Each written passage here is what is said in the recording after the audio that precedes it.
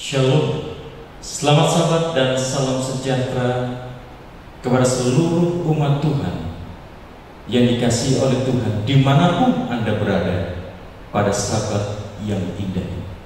Tentunya kita betul bersyukur kepada Tuhan, merasakan betapa baiknya Tuhan di dalam kehidupan masing-masing kita. Sehingga pada sabat yang indah ini kita masih diberikan kesempatan untuk menikmati sukacita sahabat, merasakan betapa indahnya waktu perhentian, waktu persekutuan bersama-sama dengan Tuhan. Bapak Ibu yang terkasih dalam Tuhan, saya percaya bahwa masing-masing kita sudah rindu untuk boleh kembali beribadah bersama-sama di gereja.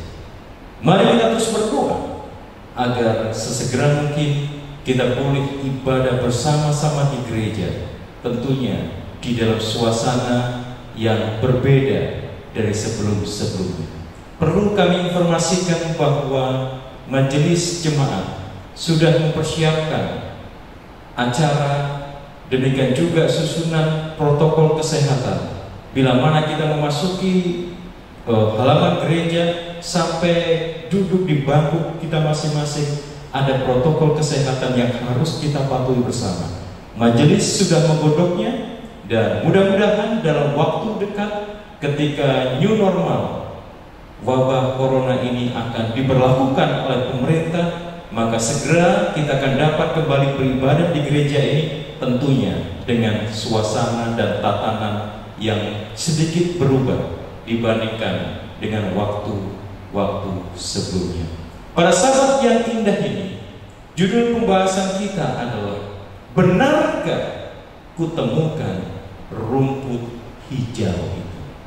Namun sebelum kita akan mempelajari lebih lanjut akan firman Tuhan, saya mengundang kita untuk bersatu di dalam doa.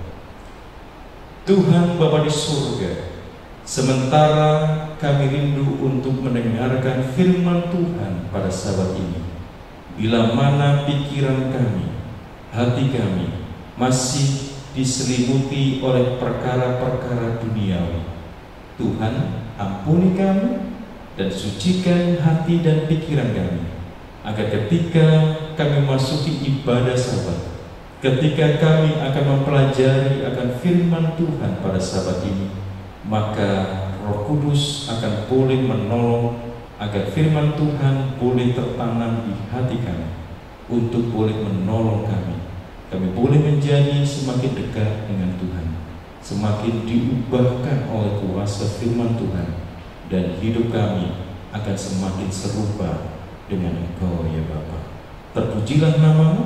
Kami serahkan rangkaian ibadah sabat ini ke dalam tangan Tuhan yang akan memberkati. Kami persembahkan doa kami dalam nama Tuhan Yesus Juru Selamat dan Penebus kami. Amin. Bapak Ibu yang terkasih dalam Tuhan, pada sahabat yang lalu kita sudah mempelajari benarkah aku takkan kekurangan. Di dalam pembahasan kita pada sahabat yang lalu, kita bisa menemukan di sana bahwa Tuhan berjanji sebagai gembala yang baik, Dia tidak akan membiarkan kita berkekurangan. Tentunya kita bertanya-tanya, kenapa kok saya berkekurangan? Sahabat yang lalu kita pelajari bahwa di dalam segala kebutuhan yang kita perlukan, di sana Tuhan pasti akan memberikan kecukupan kepada kita. Yang susah adalah ketika kita ingin segala keinginan kita itu terpenuhi. Tetapi Tuhan berjanji bahwa segala kebutuhan kita pasti akan dipenuhi oleh Tuhan. Sahabat, ini pembahasan kita adalah benarkah kutemukan rumput hijau itu?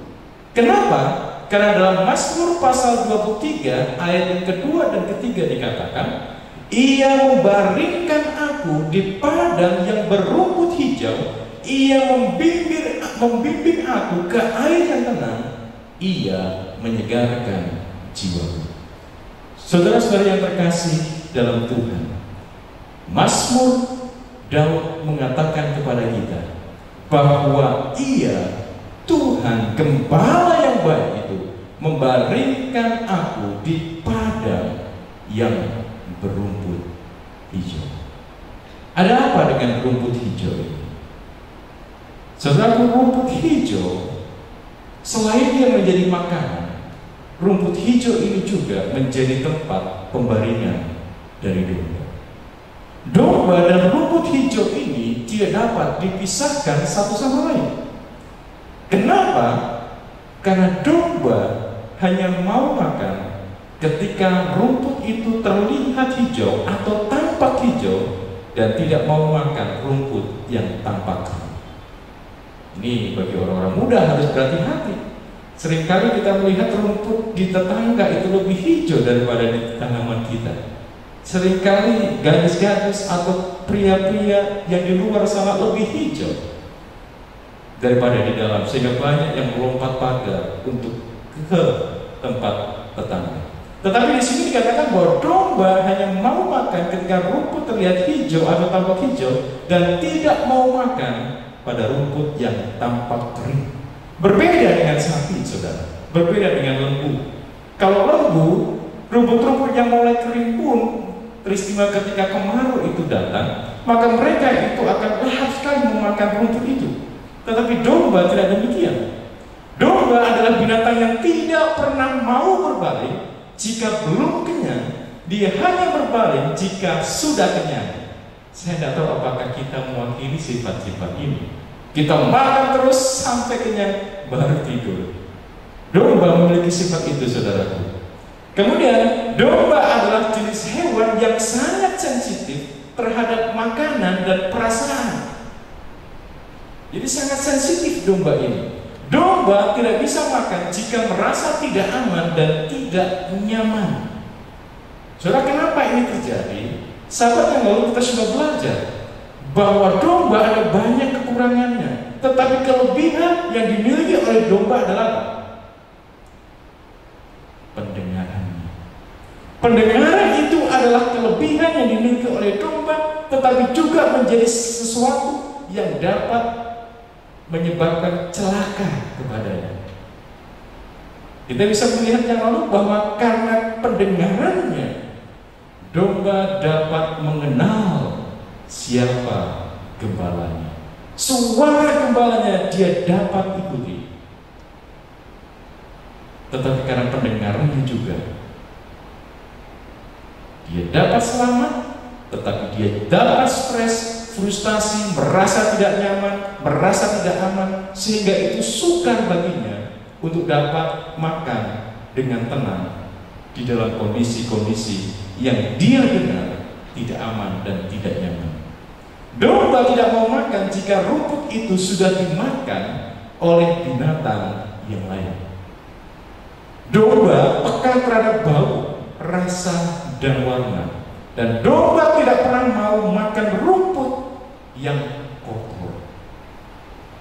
Itulah sebabnya bahwa domba mencari rumput yang hijau. Dia membutuhkan padang rumput hijau untuk dia dapat menikmati makanannya.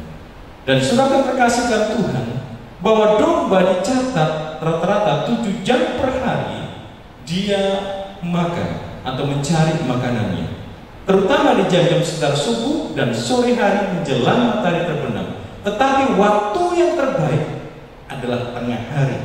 Kenapa? Karena pada saat itulah asupan gizi yang terbaik diberikan, dan di saat mereka tidak terganggu dengan keadaan sekitarnya. Saudara terkasih dalam Tuhan, ketika domba ini masih menjadi domba kecil atau bayi domba, maka domba ini membutuhkan makanan. Dan sama seperti bayi manusia, maka bayi domba ini juga membutuhkan kolostrum dari air susu dari induknya. Dan betina dari domba ini hanya menghasilkan kolostrum selama 24 jam pertama.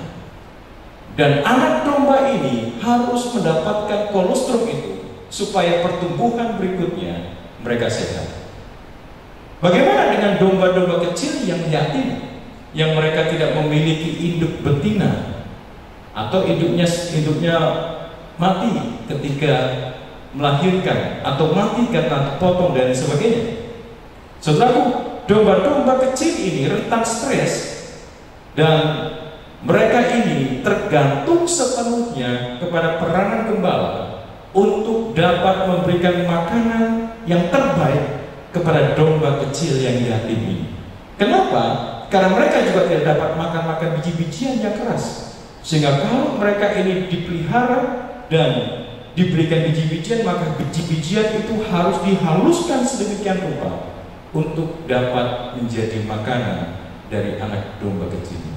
Saudara terkasih dalam Tuhan, domba adalah hewan yang telah ditentukan Allah sejak semula hanya memakan tumbuh-tumbuhan, khususnya rumput, dan tidak berubah sampai dengan saat ini. Saudara tidak bisa temukan seekor domba makannya hamburger. Saudara tidak bisa temukan seekor domba makannya pizza. Domba ditentukan Tuhan untuk makan rumput. Dalam Kejadian 1 ayat 30, sebagaimana binatang yang lain, dikatakan juga di sini, tetapi kepada segala binatang di bumi dan segala burung di udara dan segala yang merayap di bumi yang bernyawa, kuberikan segala tumbuh-tumbuhan hijau menjadi makanannya. Dalam arti kata, untuk binatang-binatang, untuk hewan-hewan, termasuk domba di antaranya, Tuhan memberikan aturan makanan yang terbaik untuk mereka, yaitu tumbuh-tumbuhan hijau. Bagaimana dengan manusia? Adakah Tuhan juga mengatur makanan dari manusia itu?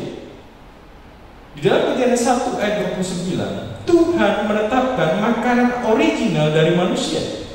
Dikatakan di sana, berfirmanlah Allah, lihatlah aku memberikan kepadamu segala tumbuh-tumbuhan yang berbiji di seluruh bumi dan segala pohon-pohonan yang buahnya berbiji, itulah akan menjadi makanan. Saudara, manusia diberikan Tuhan dari sejak semula makanan yang terbaik yang berupa biji-bijian dan juga buah-buahan yang berbiji. Dan inilah makanan yang Tuhan berikan untuk manusia. Kenapa Tuhan berikan makanan ini? Di dalam 3 Yohanes pasal 1 ayat yang kedua dikatakan, saudara-saudara yang kekasih, aku berdoa semoga engkau baik-baik dan sehat-sehat saja di dalam segala sesuatu, sama seperti jiwamu baik-baik saja. Kenapa Tuhan memberikan makanan ini? Kenapa Tuhan memberikan biji-bijian dan buah-buahan untuk menjadi makanan manusia, dan itu adalah yang terbaik untuk manusia? Kenapa? Karena Tuhan ingin kita baik-baik dan sehat-sehat saja. Tuhan tidak ingin manusia itu mengalami sakit dan penyakit. Itulah sebabnya bahwa Tuhan memberikan makanan yang terbaik untuk dapat dikonsumsi oleh manusia, agar manusia boleh sehat-sehat saja. Saudara, mari kita perhatikan bagaimana perintah Allah mengenai makanan. Tadi kita sudah baca dari 1 ayat 29 dan 30 bahwa makanan manusia adalah biji-bijian dan buah-buahan. Kemudian di Kejadian 3 ayat 18, setelah manusia jatuh ke dalam dosa, ditambahkan tumbuh-tumbuhan. Kemudian dalam Kejadian 7 ayat yang kedua, setelah Nuh keluar dari bahtera, maka Tuhan tambahkan binatang halal untuk menjadi makanan bagi Nuh pada waktu itu. Dalam konteks pada waktu itu, Imamat pasal 11 dan 14 lebih detail memberikan arahan tentang aturan mana yang boleh dimakan, mana itu makanan dan mana yang bukan makanan. Dan Imamat pasal 19 ayat 26 mengatakan darah jangan dimakan.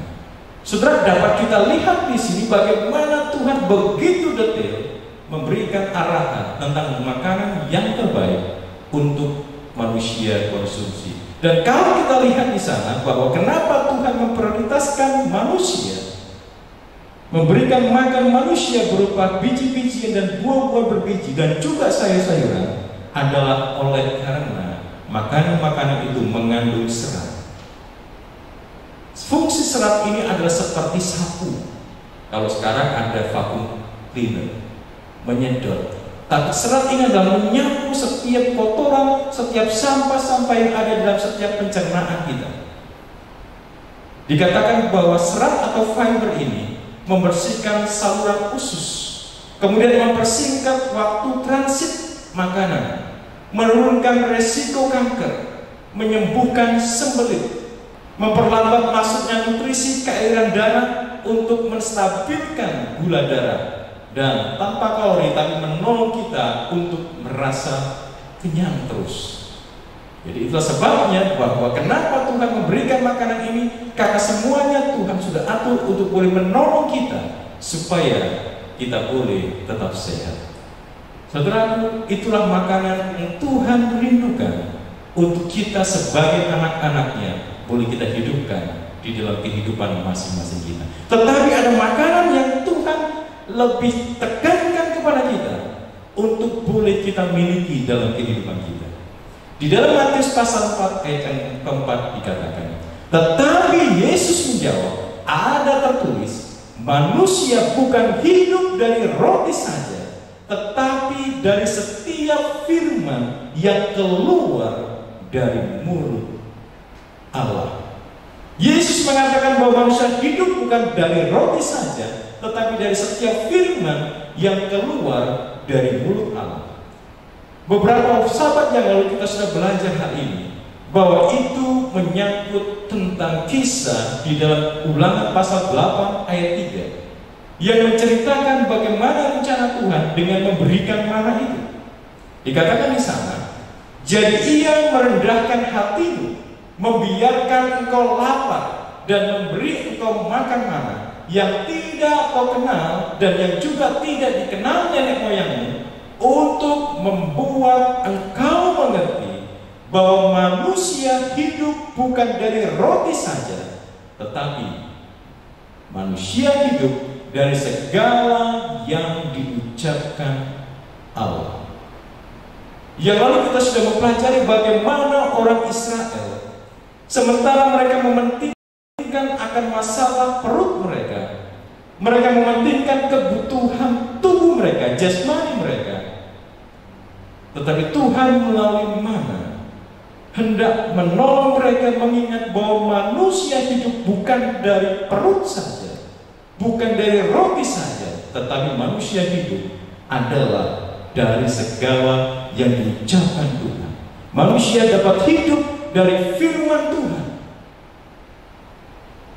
Dan sebabnya ketika pada waktu itu mereka mencoba untuk melawan perintah Tuhan, yang seharusnya mereka mengambil makanan mana itu hanya cukup untuk 1 hari saja, tapi ketika mereka simpan untuk besok paginya, maka mana itu menjadi busuk.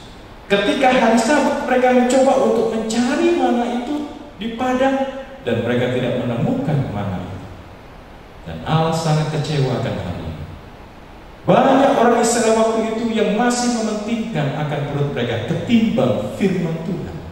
Dan melalui mana ini Tuhan mau ajarkan mereka bahwa yang terpenting, manusia hidup bukan hanya dari roti saja, tetapi dari segala yang diucapkan Allah.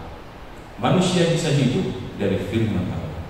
Itu sebabnya Yohanes 4 ayat yang ke-34, Yesus mengatakan, kata Yesus kepada mereka, makananku ialah melakukan kehendak Dia yang mengutus aku dan menyelesaikan pekerjaannya. Saudara, menarik di sini dikatakan bahwa makanan Yesus. Sudah barang tentu yang lalu kita belajar sahabat lalu tentang teori kebutuhan dari Abraham Maslow, bahwa kebutuhan yang paling dasar adalah kebutuhan fisiologis yang menyangkut kebutuhan jasmani kita, dan di dalamnya adalah sandang, papan, dan pangan. Makanan adalah kebutuhan dasar setiap manusia yang harus dipenuhi. Ketika orang mau bekerja, dia butuh makanan. Ketika orang mau melakukan segala yang lain, dia butuh makanan. Tetapi yang menarik bagi kita di sini adalah Yesus mengatakan bahwa makananku ialah melakukan kehendak Dia yang mengutus aku. yang lebih utama yang harus aku lakukan di dalam kehidupanku? Yesus mengatakan adalah melakukan kehendak Dia yang mengutus aku. Hal yang utama yang Yesus lakukan adalah melakukan kehendak Bapa yang sudah mengutus Yesus. Karena Yesus datang ke dunia adalah untuk menyelamatkan manusia dari dosa. Itulah fokus utama yang Yesus hendak lakukan di dalam pelayanannya di dunia. Dan dikatakan dan menyelesaikan pekerjaannya, yaitu untuk menyelamatkan manusia. Tidak ada hal yang lain yang menarik perhatian Yesus selain melakukan kehendak Bapa dan menyelesaikan pekerjaannya. Bagaimana dengan saudara dan saya? Apakah makanan kita juga yang utama adalah firman Tuhan? Atau makanan utama kita adalah kebutuhan jasmani kita? Jadi dalam sebuah survei terhadap orang Kristen yang dilakukan oleh Veritas menemukan bahwa 90% dari anggota gereja setuju dengan pernyataan, saya ingin menyenangkan dan menghormati Yesus dalam segala hal yang saya lakukan. Jadi 90% orang setuju dia dapat menyenangkan Yesus, melakukan apa yang dapat dia lakukan. Tetapi ketika ditanya secara pribadi berapa besar frekuensi mereka dalam membaca Alkitab di luar dari ibadah di gereja, maka ditemukan bahwa 19% dari mereka menjawab setiap hari. Kemudian 26% mengatakan beberapa kali dalam seminggu. Kemudian 14% mengatakan bahwa mereka membaca Alkitab sekali seminggu. Ini di luar ibadah di gereja. Kemudian 22% mengatakan sekali sebulan atau beberapa kali dalam sebulan. Dan 18% mengatakan jarang atau tidak pernah. Dari hal ini kita bisa melihat bahwa persentase dari umat-umat Tuhan, orang-orang Kristen yang membaca Alkitab setiap hari itu hanya 19%, sangat sedikit sekali. Dan Ed Stetzer, presiden dari Life Research, mengatakan keterlibatan dengan Alkitab memiliki dampak di hampir setiap bidang pertumbuhan rohani. Firman Allah adalah kebenaran, karena membaca dan mempelajari Alkitab merupakan kegiatan yang memiliki dampak paling besar terhadap pertumbuhan rohani. Sayangnya dia mengatakan masih banyak anggota gereja yang tidak membaca Alkitab secara teratur. Dan dia mengatakan Anda tidak akan tumbuh jika Anda tidak mengenal Allah dan menghabiskan waktu di dalam firman Allah. Matius pasal 5 ayat yang ke-6. Berbahagialah orang yang lapar dan haus akan kebenaran, maka mereka akan dipuaskan. Hanya bagi orang-orang yang rindu untuk mencari kebenaran, bagaikan orang yang lapar dan haus, maka mereka akan menemukan kebenaran. Mereka akan menemukan Tuhan kebenaran itu. Itulah sebabnya apabila kita dalam kehidupan kita tidak menghabiskan waktu di dalam menyelidiki akan firman Allah dengan membaca Alkitab secara teratur, maka kita tidak akan mengenal Allah. Dan Yohanes 17 ayat 3 mengajarkan kepada kita, hidup kekal itu adalah mengenal Allah. Tetapi bagaimana kita bisa mengenal Allah kalau kita tidak mau membaca akan Alkitab itu? Baca Alkitab itu dan Anda akan mengalami perjumpaan dengan Allah. Saudara, sebuah survei oleh Center for Bible Engagement mencatat bahwa 50% Kristen membaca Alkitab setiap hari. 37% Kristen baca Alkitab lebih dari sekali sehari, tetapi tidak setiap hari. Dan hanya 40% orang Kristen yang ikut survei yang sudah pernah membaca Alkitab sampai selesai. Dan alasan utama orang tidak membaca Alkitab adalah terlalu sibuk. Dan ditemukan bahwa kebiasaan membaca Alkitab ini sebanding dengan pengetahuan Alkitab dan pertumbuhan rohani. Suatu kali seorang pendeta berkata kepada jemaat, pada minggu depan saya akan berkhotbah tentang hukum yang ke-9, jangan berdusta. Untuk itu dia katakan, saya meminta kepada jemaat untuk membaca kitab Markus pasal 17 yang akan kita bahas pada minggu yang akan datang. Ketika jam ibadah berikutnya tiba pada minggu depannya, maka pendeta itu kemudian bertanya kepada jemaat yang ada, siapa yang sudah melakukan tugasnya membaca Markus pasal 17? Dan saudaraku, seluruh jemaat yang hadir pada waktu itu kebanyakan mereka angkat tangan. Saya sudah, Pak Pendeta. Saya sudah, Pak Pendeta. Dan pendeta itu tersenyum. Dan dia katakan, tepat.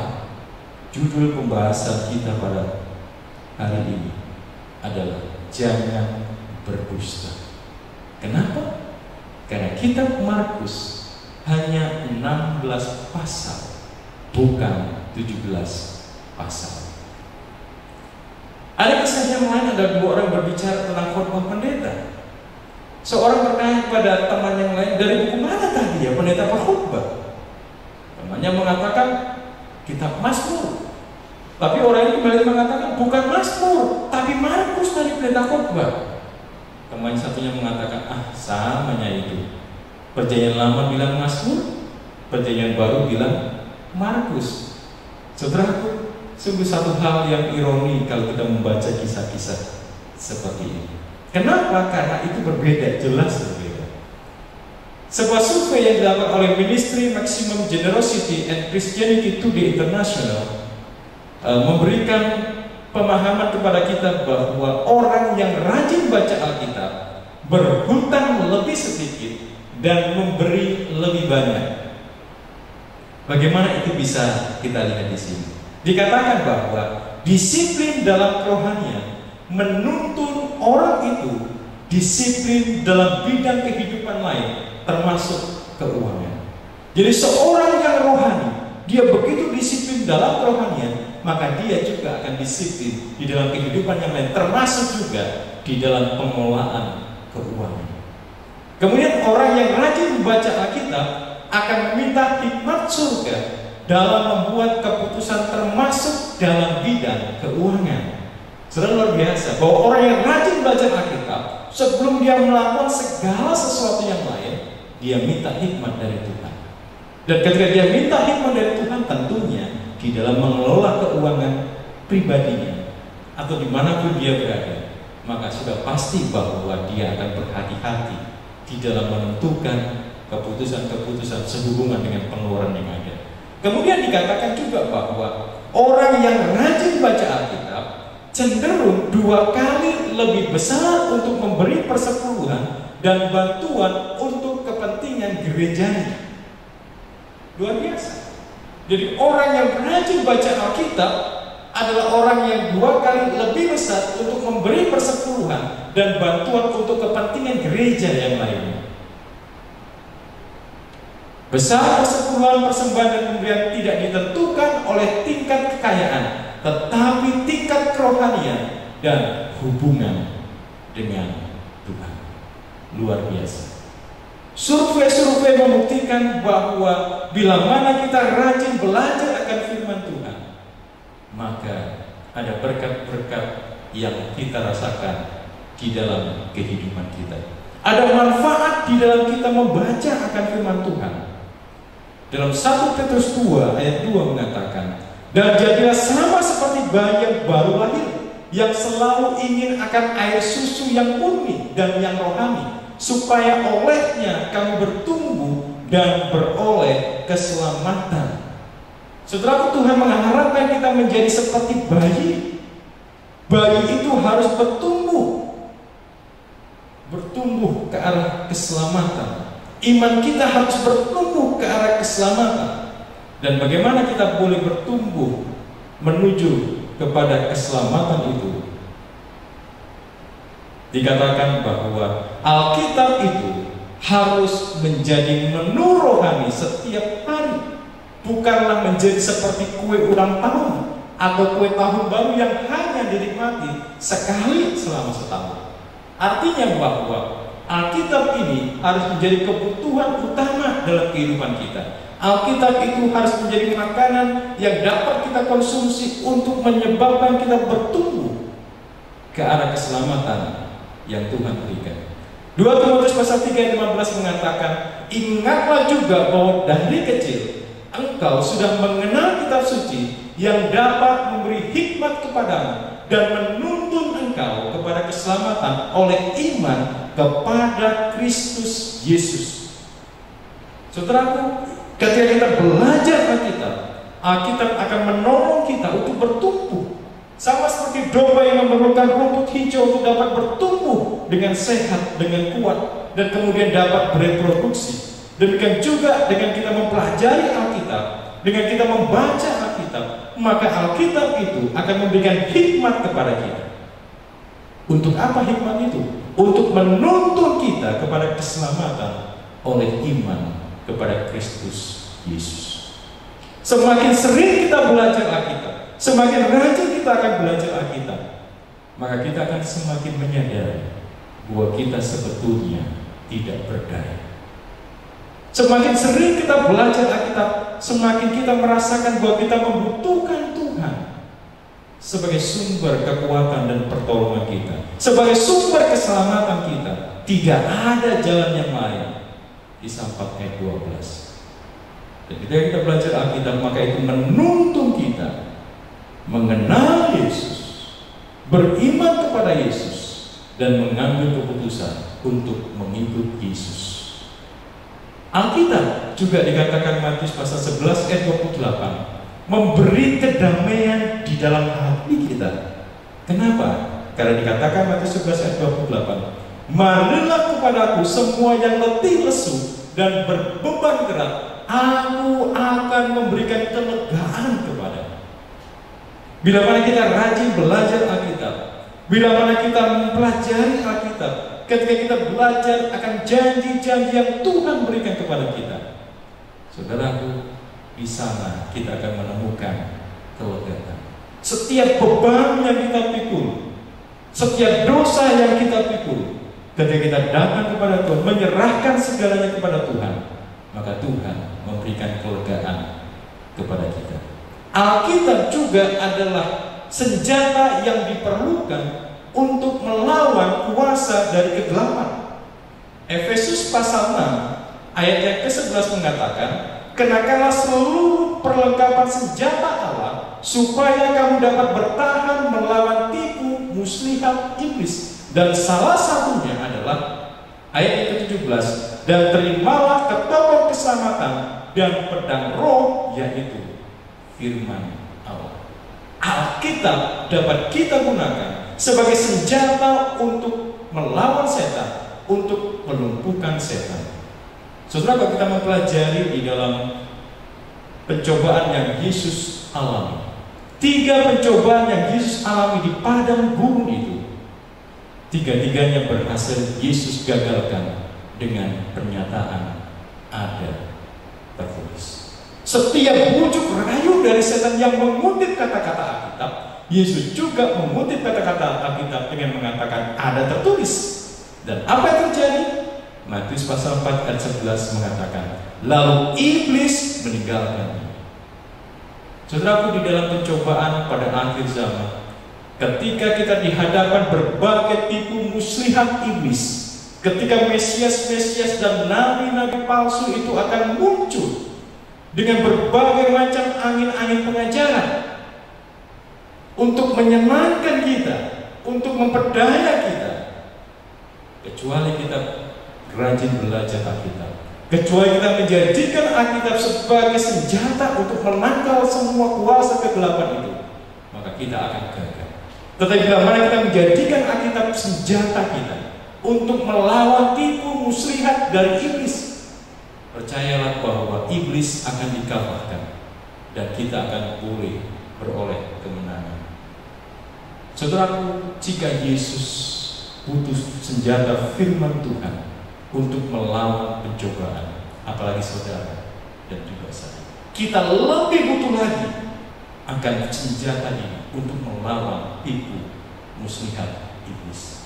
Alfa Omega jilid 4 halaman 58. Adalah baik jika orang Kristen menggunakan 1 jam khusus sehari untuk merenungkan hidup Kristus. Kita harus mencermati setiap ayat, khususnya tentang akhir hidupnya. Saudaraku, pena inspirasi memberitahukan kepada kita bahwa kalau kehidupan kerohanian kita mau terus bertumbuh, maka kita harus menggunakan 1 jam sekali untuk merenungkan hidup Kristus. Tentunya kita bisa tambahkan ini. Kenapa? Karena saya percaya ketika kita sudah merenungkan kehidupan Kristus, khususnya saat-saat akhir kehidupannya di dunia ini, maka kita akan diubahkan ke dalam satu tabiat yang mengasihi, satu tabiat yang dibaharui. Sebagai gantinya kita mementingkan kepentingan diri, maka kita akan menjadi umat-umat Tuhan yang semakin disucikan. 2 Timotius 3:16 mengatakan kepada kita, segala tulisan yang diilhamkan Allah memang bermanfaat untuk mengajar, untuk menyatakan kesalahan, memperbaiki kelakuan, dan untuk mendidik orang dalam kebenaran. Bila mana kita belajar Alkitab, saya percaya kehidupan kita, tabiat kita akan semakin diubahkan. Dan bukankah tabiat inilah yang akan kita bawa ketika kita hendak naik ke surga? Tidak ada hal yang lain dalam kehidupan kita yang lebih utama selain pembentukan tabiat, dan itu dapat kita peroleh melalui baca firman Tuhan. Dengan membaca firman Tuhan, kita akan menemukan keselamatan, dan keselamatan itu yang kita peroleh, rencana keselamatan yang kita tetapkan Tuhan untuk kita adalah untuk mengembalikan citra Allah di dalam diri manusia.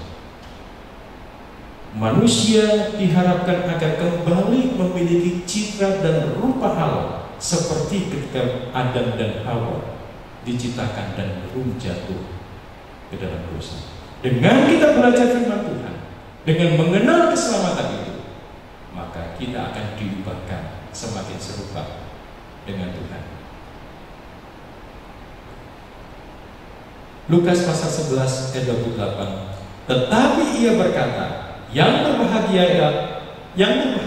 ialah mereka yang mendengarkan firman Allah dan yang memeliharanya. Wahyu 1 ayat 3, berbahagialah ia yang membacakan dan mereka yang mendengarkan kata-kata nubuat ini dan yang menuruti apa yang ada tertulis di dalamnya, sebab waktunya sudah dekat.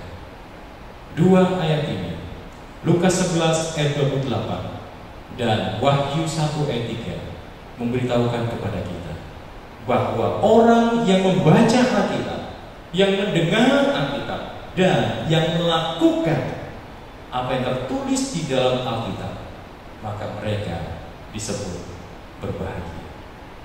Bila mana saudara dan saya rindu untuk berbahagia, baca, dengar, dan lakukan firman Tuhan itu. Inilah rumput hijau yang Tuhan rindu berikan kepada kita. Dengan kita membaca Alkitab, maka segala yang kita butuhkan di dunia ini akan dapat terpenuhi. Ketika kita membutuhkan untuk menjadi orang-orang yang sukses dalam kehidupan kita, baca Alkitab.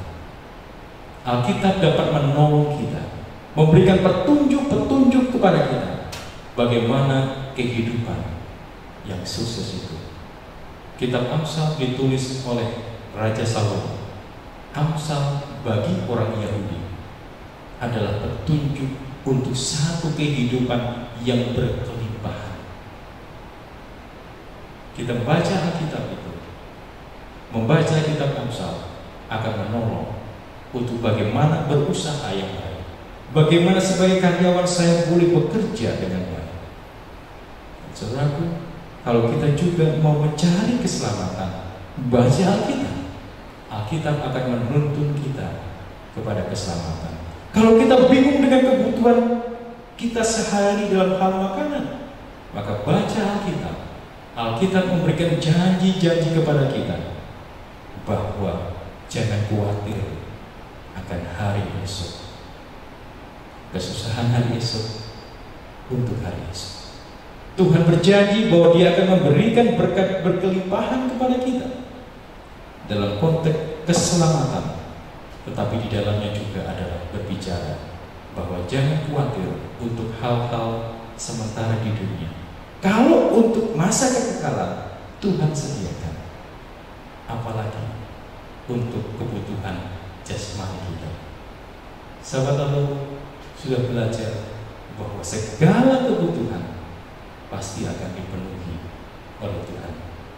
Benarkah kutemukan padang rumput hijau itu?